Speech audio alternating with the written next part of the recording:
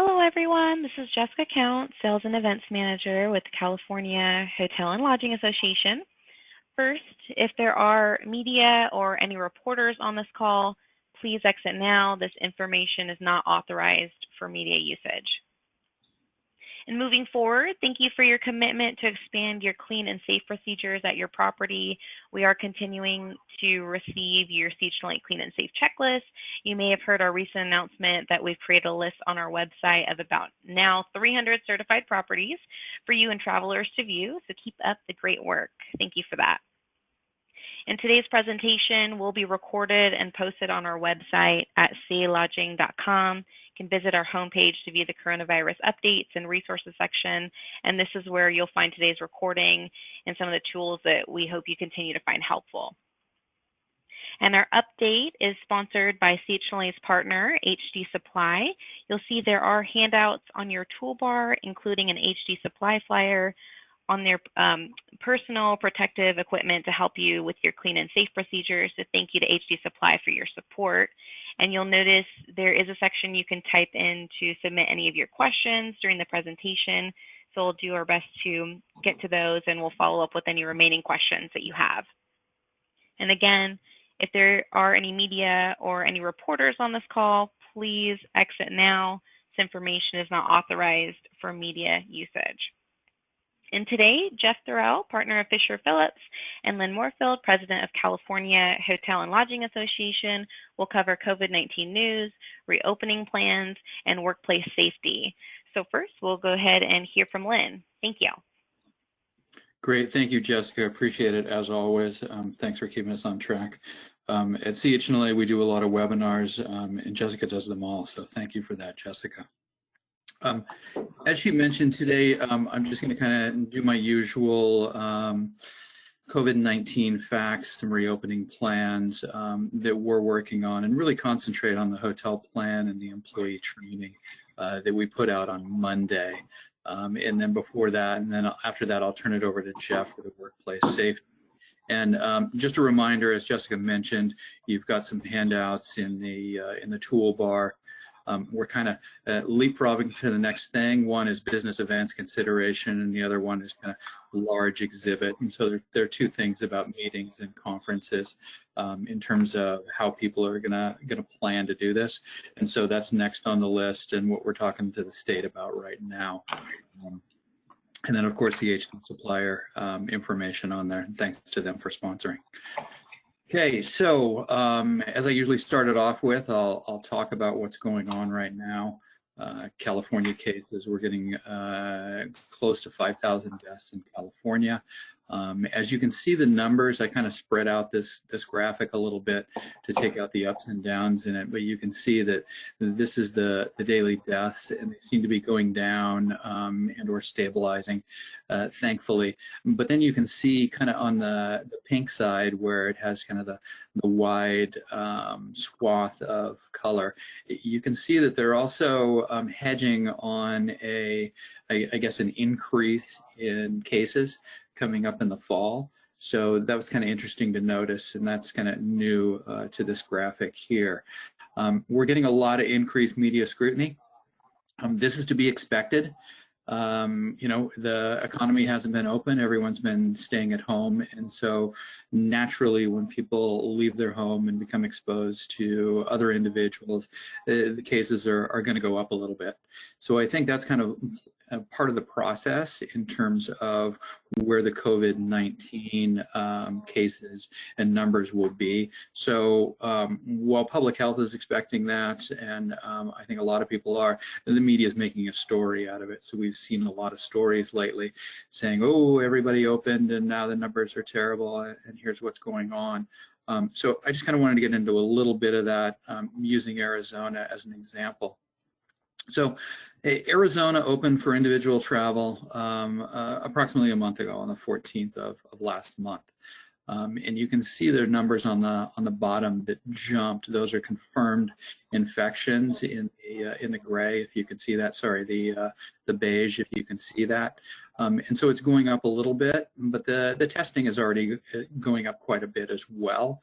So you can imagine that the confirmed infections are going to go up too in that. And we're hearing a lot of information about Arizona, and it seems like their hospital capacity is not quite the same as other states. And so they've activated their emergency plans, or in the process of activating their emergency plans. But if you drill down in the numbers, Arizona has a large segment of a vulnerable population, 65 years and older, and 77% of the deaths are coming from that. And then you can also see that, you know, the hyperpensity and the chronic medical conditions also have some pretty good numbers in there. So we haven't seen any of the media reports turn into tourism is open and hotels are open, and now that's why our cases are going up. So we haven't really seen that. And I think that all the protocols that we have, especially in California, I personally don't think that is the case or going to be the case if we do things right. So I want to try and separate the narrative to, oh, hey, we opened hotels and that's why all these cases went up, and then have the possibility of hotels closed. So just trying to be careful in terms of how we frame that. Here's preliminary numbers. I try and present these a little bit different every time we do one of these webinars. I concentrated on RevPAR this time, revenue per available room, which is occupancy percentage times the average rate. We're down 72% nationally in May. And you can see as you go from high to low in terms of the rate category, you can see that luxury is off the most and economy is off the least. Still 35%. We want to say that's off the least, but that's still an insane number. But the economy, mid-scale, and upper mid-scale to a certain regard, those are where your essential travelers are, and where we're housing homeless, project room key, vulnerable populations, et cetera. So you'd expect those to particularly see more better occupancy and rate numbers on those. Moving along, you'll see these numbers. This is 4 weeks running, so this is almost the entire month of May. It's not official yet. I think these will vary by a couple of percentage points when the final numbers come out. But you can see that Anaheim and San Francisco are quite lagging behind in terms of their occupancy. Anaheim obviously is Disney is a large driver there. They're going to open mid-month next month. The release came out yesterday on that. And then San Francisco and all the Bay Area counties have been buttoned up, which I'll get into a little bit later, but they've been closed. They closed earliest, they closed hardest, in my opinion. And they are still just really having a hard time there. A lot of corporate business, a lot of group business. Moscone Center just got remodeled, and they were expecting that to be a big boost to them too. So those two markets are doing worse than the San Diego and LA, which are just kind of muddling along at in the high 30s. All right, so the reopening status. So it's official. Public Health, California Department of Public Health announced last Friday at about 2 o'clock, 3 o'clock that counties are able to go to stage 3 starting on June 12th, when June 12th is tomorrow. And what they have said all along, and Governor Newsom's been pretty specific on this, is the state is going to provide the how, and the counties are going to provide the when. And the counties can do this on a one-by-one basis. So right now, other than the Bay Area counties, 51 counties have put in attestations, is what they're called, so that is basically tracking their numbers, and that allows the state to kind of affirm that they are able to open and go to stage 2 and stage 3, and when we get there, stage 4, and hopefully that'll be soon. No Bay Area counties have gone through that process yet. And we were, AJ and I were running through all the counties yesterday, and as of 3 p.m. we have 19 counties that are opening tomorrow. And I think Sonoma is opening next Friday, and I'd imagine that number is going to go up somewhere around 35 or so is what I would imagine. The two graphics on this page, one is the industry guidance that was put out by Cal OSHA and Public Health, and that's the one that was revised on June 5th, effective June 12th. And then the Clean and Safe Guide is what we put out as CHLA. The CHLA guidance is essentially the industry guidance that the state put out, just in a much more user-friendly format and much more digestible. So as you can imagine, the industry guide kind of goes all over and talks about physical distancing, both on the front of house and the back of house, and talks about different things in different places. We're CHLA, we organize the Clean and Safe guidance, so we've got guest employees, cleaning protocol, and a few others. And so we really try to do that. And so they updated theirs on the 5th. We updated ours over the weekend. I think it's available in Spanish tomorrow, if I'm not mistaken, as well. And so that's really what everyone needs to look at to try and figure out how to open and what to do. That's what the state is requiring. And so far, to my knowledge, all 19 counties have required the adherence to the state guidance.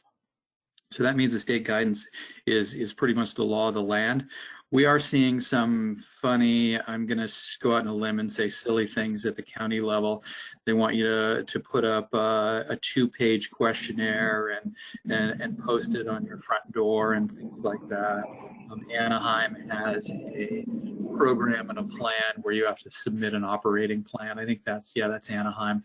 And then the city will approve you to open. So we're seeing a little bit different flavors on that. So definitely check with your counties before you open. Or consider opening for any kind of local stuff that they want you to do. But for the most part, the state guidance, the Clean and Safe Guide is going to do the trick for you. All right, so here's all the resources that we worked on to make sure that hotels can open and our employees and our guests are going to be safe. You've got the hotel plan, the employee training, both of those are required.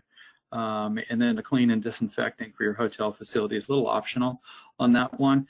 And then we also did employer resources, and we put together talking points, forms, acknowledgement, and the employee resources are completely optional.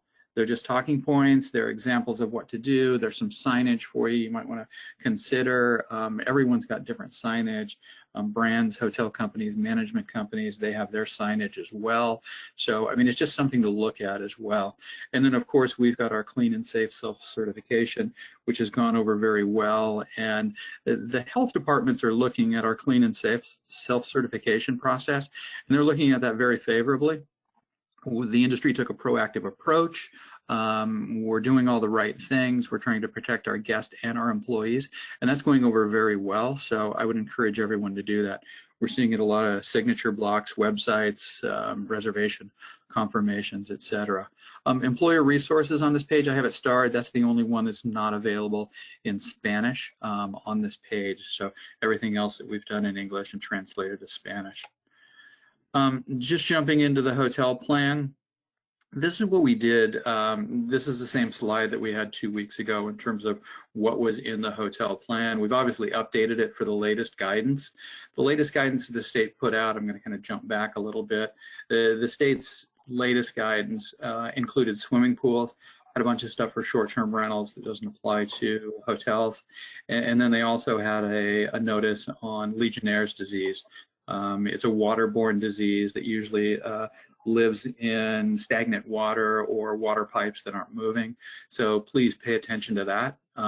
Little known, but very deadly. And you're going to want to run your faucets in your showers and in your rooms before you open up. So jumping back a little bit. But anyway, here's all the things in the hotel plan and what you need to do to get up and running.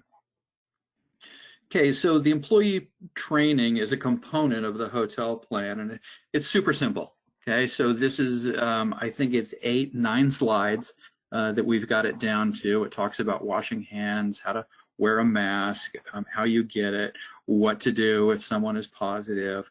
But this is very important that you go over this with your employees. We set it up in 2 methods. One is Center for Disease Control materials, so you can print out all those materials and utilize those if you want. And then the other one of these presentations that we did with a half dozen slides, and we did those both in English and Spanish. And we got a lot of requests, and we wanted to make sure that we could handle that over video conferencing. So if people want to do those over Zoom prior to the employees coming into the facility, that you can facilitate that as well. And then we also did optional cleaning and disinfecting facilities. We did a training for that, so we've got a presentation for that. Same thing, it's a little longer than the employee training on that side, but it kind of goes over all the CDC things that you're going to need to do on that. And so some of the facilities and operations people should be looking at that. Both the hotel plan and the employee training are required before you can reopen. Okay, and then here's the resources that I talked about that are optional. We provided supervisor talking points just to get the conversation going.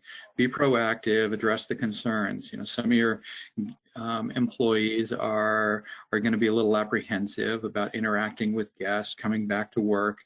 You know, you got to think that we've all been home for anywhere from 8 to 12 weeks, if not longer. And so, you know, coming into the work office and working in a public setting is going to be a different approach for them. So make sure that you talk to them about that and see if you can allay their fears and make sure that they're safe and healthy all along the way. Employee temperature testing. I still see this as something that is less and less of a requirement, and a lot of people are requiring this at home, do self-checks. Some employers I've seen even providing the little temperature gauges. That can get expensive, of course, but a lot of people are just saying, hey, employees, just do self-checks at home, do awareness. If you're sick, do not come back to work. But anyways, since it's California and we're special, I just want to let you know that anyone that does employee temperature testing, they have to have all their employees or whoever they give the temperature testing, they have to have them sign off on Consumer Privacy Act, CCPA is what it's referred to. And that's a new privacy act. So the temperature testing is a medical record. Jeff can get into any Q&A on that if we need to dive deeper on that. And then the other final point on this one is what employees should know. We're seeing an incredible amount of misinformation or information from non-official sources. And what the news media says on the Tuesday is completely different than what the media could say on a Friday. So we want to make sure that our employees are looking at credible and reliable sources to get their information. So again, just kind of a reinforcement on the employee side. And then finally, we packed it full of a bunch of acknowledgments, questionnaires, notices, signage, anything that you can think of, health risk acknowledgement, the employee procedures, what they're going to do, return to work. We've got some more of these on our website as well. Sample signs for social distancing, awareness cards for the front desk or for even in the rooms, and then some signage. Keep calm and wash your hands. That's one of my personal favorites. I kind of like that one. But anyways, we've got those as well for you. None of these are requirements. All these are optional. And it depends on what your level of risk is and kind of I guess how belt and suspenders you want to be on your approach and what works for your property. So if this doesn't work for your property's culture, feel free to edit these and use them however you like. But these are just provided as guidance from us. With that, I'm going to turn it over to Jeff. Before I do, I just kind of want to let you know that we're working on the next thing. So as you can see from the handouts, group business is next. We're talking to the state about what we can and can't do with individual hotel meetings and how we get to a place where we can have meetings in our hotels and have people coming from different places and do those safely. And, you know, we've got all kinds of wild ideas. So you've got churches that are open now. So ostensibly a hotel could have a religious meeting if everyone came from within the community. Also, we've got dining restaurants open in some counties, and so if you had a banquet of people that were coming in, that may qualify for that as well. So we're seeing people look at those issues as well, trying to get some more business in their hotels. But for right now, gatherings can only be at a county basis. At the state, any gatherings are not allowed. On a county basis, I've seen them. Well, the one I'm most familiar with is my own county, Sacramento. And you can do outdoor gatherings of 10 people. And I think they're trying to increase that to 25. So from a hotel perspective, that means you could have an outdoor meeting of 10 people for right now in Sacramento. So little things like that you're going to have to pay attention. These are all subject to change. It's all the wild, wild west out there. This is the new normal.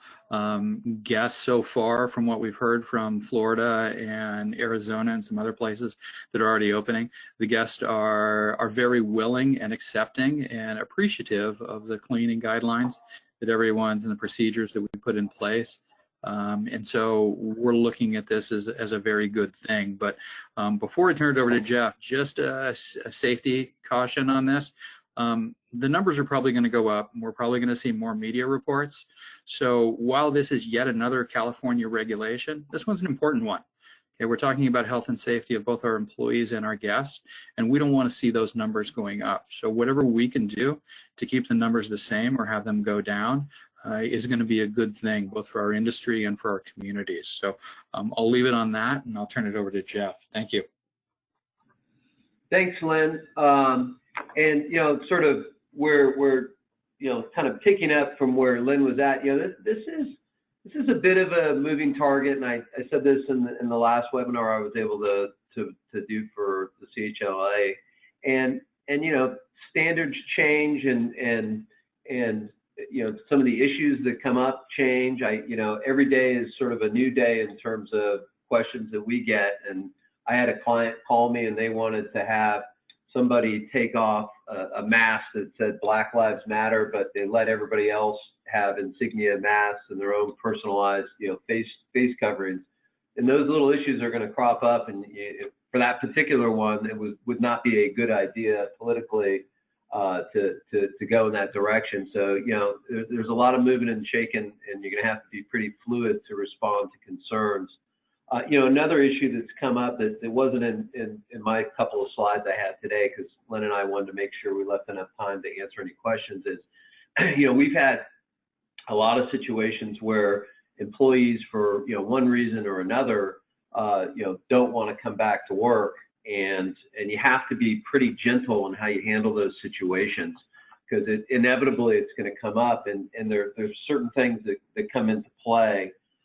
You know, there's some OSHA regulations that say an employee has a right not to come into work if they reasonably believe it's unsafe. And so if you terminated an employee for not coming to work and that was their reason for not coming, you know, that's an issue. Under the National Labor Relations Act, the union laws, you know, if an employee wants to, quote, protest because of the actual conditions of the property, and you took an adverse employment action, that's a potential issue. And probably the biggest issue is the Americans with Disabilities Act. So you have to be fairly careful. If you have somebody who is, you know, high risk because they have an underlying condition and they don't want to come back, you know, taking an adverse employment action such as termination, you know, creates some exposure issues as well. So you have to think through how you're going to deal with those situations. And I guess sort of my cautionary note on it is, you know, each situation might be a little bit different. So you got to kind of dig in on why folks don't want to come back. If somebody's not high risk, they're not afraid of the environment and those types of things, you know, maybe you can take adverse employment action and go try to fill the roles. But it's an issue that I've seen it come up as things are starting to open up. I've probably spent an hour a day on the phone with clients kind of navigating those issues. And it's definitely not an easy one to navigate. So, Lynn, if you could click on the next slide, please. Yep. Well. Oh, there we go. So, you know, one thing I want to talk about, and one thing I'm seeing, I've had multiple clients, and I definitely, to Lynn's degree, I mean, to what Lynn was saying in terms of giving out a lot of forms that you may or may not want to use. This is along the same lines. I've seen a lot of clients that have employers that have done, you know, mandatory and involuntary COVID-19 testing, and it, you know, it certainly is not the standard or even a recommendation right now, because the testing is not as available as it still needs to be. But everybody needs to keep their eye on that issue to see if it ends up being a requirement. And you know, it's one of those issues that it's actually gone over fairly well, and I think it probably has a lot of preventative goodness to it if you do the testing. So if you end up doing that, there's a lot of, as you might expect, and we're in California, there's certainly a lot of forms and disclosures and authorizations you have to get, and you have to treat the information very confidentially. But the EEOC has issued guidance, basically green lighting doing the mandatory testing. So that's what we're seeing on that front. And Lynn touched on it a bit, and it's certainly in some of the forms that we've provided in terms of the sort of self-screens before somebody reports to work. And I will tell you, it's across the board on how folks are accomplishing this. Some are doing it as a lockstep, saying, hey, this is on you, you need to do this, and if you have these symptoms, don't come to work. That's one way to do it. The other way to do it is, hey, we want you to click a link every day confirming that you don't have any of these symptoms. That's the way my office does it, which is fairly easy and non-intrusive. And then I have other employers that are doing this at the gate before they get into work and walking through this and administering the temperature checks themselves. So a host of different things to do, and Lynn touched on it, and I'm going to touch on it again because I believe we have the forms that were provided, but you have to be really careful about maintaining the questionnaires that you receive from people, because that clearly is going to be covered under the California Consumer Privacy Act.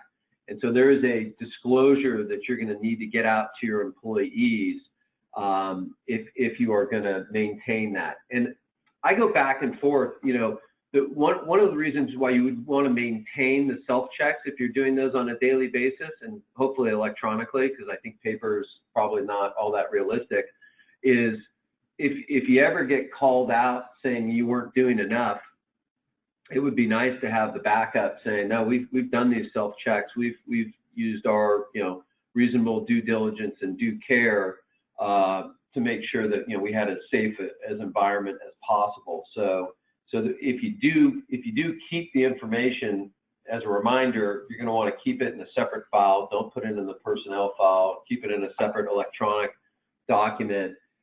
And realistically, I would hold it for probably 6 months or a year, maybe even a couple of years, in case there's ever an event where, for example, a third party comes after you and says that the hotel wasn't at the standards they needed to be at, and I ended up catching COVID there, which is obviously something that's fairly difficult to prove up, but I have a feeling we'll end up seeing some litigation out of that. Okay, Lynn, next slide, please.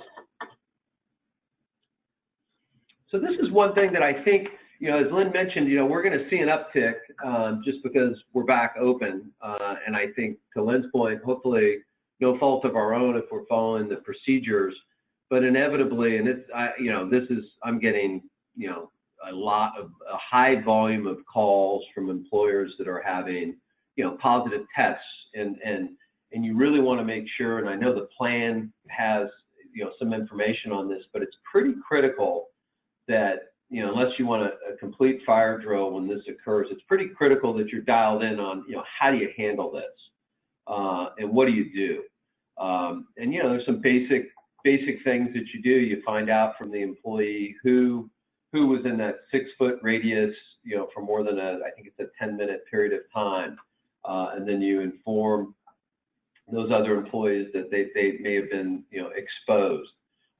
Typically, you're going to give a general announcement, not naming the employee who had the COVID, but you're going to give a general announcement that, hey, somebody had it, you need to know that. And that's important for a couple of reasons, but one is I think it would be an HR disaster if you didn't tell people. They would feel like you were being dishonest, and they would feel like, the workplace isn't as safe as it should be. So I think transparency to a degree on that is pretty critical. And then making sure, and these are ever changing for what it's worth, making sure that you're following your CDC quarantine guidelines is pretty critical. If somebody obviously has an exposure, I think that the standard is 14 days quarantine, and I don't think that's changed, and I don't think it's necessarily going to change. And then obviously, having some protocol in place when you do have a positive test. And I will tell you, if you have a positive test, how do you do a deep clean, so to speak? So you want to make sure you're dialed in as you get up and running to address those issues, because inevitably, it's probably going to happen where you're going to have a positive test as things open up, and not being prepared for it is not necessarily where you want to be on that front. All right, Lynn, next slide, please. And I just wanted to throw a reminder out there. If we've got furloughed employees, this is kind of a nice thing. In terms of, I've been getting a lot of questions where if I've got short-term furloughed employees that are now coming back to work, am I going to have to intake them all over again? And the main one critical employment document that you deal with is obviously the I-9 form, and they've issued guidance that you're not going to have to secure I-9 forms for existing employees on a shorter furlough. You're going to want to check to make sure any visas are still they haven't expired and all those types of things, but you're not going to have to go through and do that. And then my general take is, you don't go through all the forms. You might want to have some acknowledgement that their information is the same, and they still acknowledge the company's policies, and try to reduce it down to a page or two. And then my last little caveat before we go to the Q&A is just to make sure, with all the different sick leaves that may or may not be available to the employees under, the various, state, local, federal laws, make sure you have your policies in place. And some of them are hyper technical, and you're going to want to make sure that, A, you have an appropriate policy to give to employees, and B, you know how to administer it, which is easier said than done. And I know our firm, we've got multiple folks that give advice on this, and it's definitely in the weeds stuff in terms of how it's applied and when certain leave is triggered, and it varies depending on what the law is. So that's kind of it for my sort of check-in on the sort of hot topics on that note, and happy to answer any questions. Okay. Jennifer, any questions at this point? We do have a few. Thank you, Lynn. One is if you do know when Sacramento hotels will be open for leisure travelers. I don't know the answer to that. I should know the answer to that, but I don't. I was assuming that they would be open on Friday because Sacramento tried to kind of leapfrog the state on gyms and some other things, and the state came back and said no. I'll try and look that up while we answer the next question. Great, Lynn. The next question is, does our hotel plan meet Cal OSHA's IPP or PPP requirements? Those are going to be, and Jeff may be able to chime in here, those are going to be separate requirements. So this is yet another document that you have to do. So the MIPP and the IPP, if I've got those acronyms correct, those are going to be separate, and this is going to be a supplemental document to that. Jeff, is that correct? Yeah, Lynn, I echo that. That is true. And the injury illness prevention plan as it relates to COVID is not a rocket science difficult thing, but you're going to want that in a separate freestanding document. Great. Going back to the CCPA coverage on temperature checks, is there a document you should have employees sign, and is that on our website? Lynn, I believe we did. I believe there is a CCPA document on the site, right, Lynn? Yes, it's in the employer resources. It's in that document. Yeah, and I will say this about it. So there are different ways. I mean, what the law is with regard to the CCPA is you need to make sure that the employee gets it. And I have a lot of employers that are taking the signature block out, and they're sending blast emails on it, they're posting it and things like that. So if administratively it's too difficult to get a signature on the page, I mean, that's kind of the gold standard. It doesn't necessarily need to have a signature on it, but recommended. And I think the form that's on the site probably has a signature, but that can be augmented. It just needs to get to them. Okay. And thank you. Someone asked that it's probably inevitable now that the counties are opening that someone on your staff might test positive for COVID, and they're wondering, would you recommend closing down the hotel if you had an employee test positive? Yeah, that's a tough animal. I think the answer to that is no. I think you might, it depends on where location-wise, but and the size of the property and the scope of a shutdown like that. I mean, I think that you do the deep cleanse, and there might be, depending on where the room is, where the person stayed, that might be certainly out of use for a few days after the deep clean occurs and things like that. But I think generally speaking, it's a case-by-case situation, but I think it's going to be difficult based on the industry to actually close it down. And I'm not aware of anything that says you have to. I know that, certain companies, certain industries, they would close it down, and they have nights that are free to do the deep cleans. And you don't really have that, and it would be sort of impractical in my mind to do it. But, it's one of those things where if you have it, you're going to want to make sure that you do the deep cleaning, and you follow the protocols for that quickly. But I think telling everybody they have to check out is not something that really is frankly feasible. And Lynn, I'll let you chime in on that as well. I get your thoughts, but I think it's an industry issue. There's no requirement either by the state or CDC to shut down. And so in the hotel guide, there's specific guidance for this. If it's a guest within a guest room, actually, if it's left empty or left unattended for 7 days, they just recommend a deep clean, a little bit deeper clean, if you go in right after the guest left. If it's an employee, you're looking for that crucial, Jeff mentioned 10 minutes, the state likes 15 minutes. Who was that employee around within 6 feet for longer than 15 minutes? Who was that? And that's really who you need to be concerned with. But in terms of closing down an entire facility, I don't see that. As long as you're doing all the physical distancing things and right, you should be in good shape. Great. And Lynn, to reconfirm, someone's asking, are you saying the hotel plan and employee training are required for the reopening versus recommended? Yes, it's a little fuzzy. As it stands right now, the state has provided guidance that says you should do this, you should do that, and then the county is adopting the state's guidance.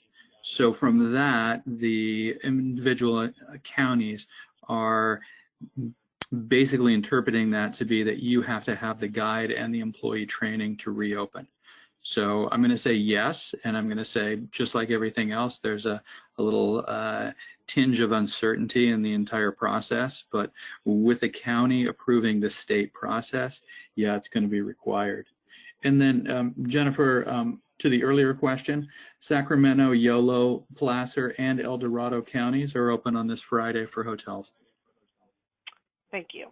And then Lynn, to follow up on your response there a little bit on that, and Lynn's correct, there's a little wiggle room on this. The fear is that if you don't have these basic things like the plan and the training in place, if there's ever an outbreak and you have third parties that are coming after you for not having, a standard of care at your property, and you don't have those basic, tenets in place, I think you're going to have sort of a problem, to say the least. And that's something that probably should be in the back of your mind. That's my lawyer speak talking on that, but that's kind of where I fall on it. Great, thank you. Lynn, someone is asking again about if there, of any size events that are going to be allowed in stage 3, or are they shutting down all sorts of gatherings? You mentioned it was in Sacramento, it was 10 and under. Do you have any other? I just want to confirm. Yeah, I guess I can only kind of give you the world according to Lynn right here. And they've said that groups, conventions are considered mass gatherings. And right now, between Cal Travel, several of the destination marketing organizations, and CHLA, we're trying to pull out group and event business that is wholly within a hotel, and trying to figure out some way that we can get clearance to do that before we just open to a convention. So, I'm thinking of a Comic-Con in San Diego with, thousands of people, a ticketed event, and you're all running around in the same place. A little bit different than a business meeting. or a group meeting or a lunch or a strategy or any of that corporate meeting. So we're trying to pull that business and pull that component of the hotel business up into stage, say, 3.5, so we don't have to wait until stage 4 on that. And again, I would say that we've gotten positive feedback on that, no confirmation on that whatsoever. And the one thing that we keep running up against, of course, is cross-county contamination. I hear that repeatedly when we bring up, going to the next step on hotels and what we're doing with hotels. We have to watch out for that cross-county contamination. So we're trying our hardest on that. And if I was a betting man, I'd say that I think that is going to be separated out from large conferences or large conventions and exhibits, but I can't be positive on that right now. Sorry, that's all I got. Nope, thank you. Back to hotels in Sacramento, we have a question about if pools are allowed to open. Yes, pools are allowed. Anyone that is adhering to the state guidance, pools are allowed. So look at that hotel plan document, and it talks about social distancing, and if you provide any type of pool toys or activities, I'm thinking, kickboards and swim fins and things like that, you're going to have a clean and an unclean bin for those. You're going to want to make sure that when someone comes in to the pool and utilizes the lounge chair and the chairs like that, that after that you're going to want to be able to disinfect them or put them in a different area and then put new ones down. So there's some protocols for it, but in essence it's just physical distancing for the pools. So I've heard a lot of pools at resorts or boutique properties, particularly where they don't have a big pool deck, doing reservations for the pools. And I've even heard of some doing fees for the pool usage just because it's going to be limited. And so they want to make sure that the people get a chance to use the pool, and they do show up when they make those reservations. So yeah, all the pools can be open. No hot tubs or saunas. Okay, thank you. And thinking of plans, do you have you seen a separate plan for room service versus opening a restaurant at a hotel? I haven't. We went back and forth with the state on room service and delivery and whether it could be delivered to the rooms. In the plan and on our certification, we're recommending single-use condiments and trays being left outside the door. And so the employees aren't going into the room. Again, you're trying to reduce that contact as much as you can, and you're also trying to keep it clean and everything. So, just like we see the single-use ketchup bottles, the cute little ones and things like that, I think that's going to be the norm, and have them drop off the tray outside and then pick up the tray afterwards, which is pretty standard. So nothing that's super abnormal in that. I think that room service is probably going to be a pretty popular item, especially if the dine-in restaurants have social distancing. You're not going to be able to get into the restaurants, or some guests are not going to be able to get into your restaurants. So the room service component's probably going to escalate a bit, would be my guess. Great, thank you. We did have a comment that someone said that Napa County, while open, they are not allowing indoor pools to open. And so some counties may have regulations for indoor pools as different than outdoor pools as well. And then Excellent. Another question was, about leisure travel. If you're already open for essential travel, they're wondering if there's any special training they'll need to be comply with. And I'm assuming we're recommending, yes, that you should be following the hotel plan, correct? Yeah, just do the hotel plan, and that's what it's going to be to open and accept leisure business. Of course, if you're not accepting leisure business, you can operate just as normal, but I would do the hotel plan and importantly, the employee training. Those are the two things that I would do, but I think those things are good to do whether you're just at essential travel or if you're taking individual travelers, regardless of essential or non-essential. Okay, that's what someone's asking. Who can travel? Should you be accepting people from other states? Are there still restrictions on sheltering in place in California? No, everybody can travel. Okay. Yeah, that's my understanding is everybody can travel. I guess I should probably caveat that I'm thinking about the Bay Area right now that still has shelter in place, but I think that's going to be, I guess, widely disregarded. So, let's try and manage that as best we can with clean and safe procedures. But I think that anyone and everyone is going to be traveling. San Francisco opens international travel.